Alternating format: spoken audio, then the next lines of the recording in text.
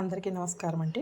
ఇవాళ మన వీడియో కందిపప్పు మునగాకు ఈ రెండింటితో కర్రీ చేసుకుందామండి. రాగానే స్టవ్ ఆఫ్ చేసుకుందాం. మునగాకు మగ్గిపోయిందండి. స్టవ్ ఆఫ్ చేసేసుకొని మనం తీసేసుకుందాం. ఇందులో వాటర్ వాడకూడదండి. పచ్చిమిరపకాయ, వెల్లుల్లి, కొత్తిమీర, కొద్దిగా ఉప్పు వేసి మిక్సీ వేసుకుందాం.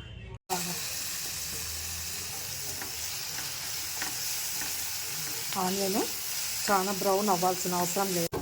ఉడకబెట్టి పెట్టుకున్న మునగాకండి, అలాగే కందిపప్పు,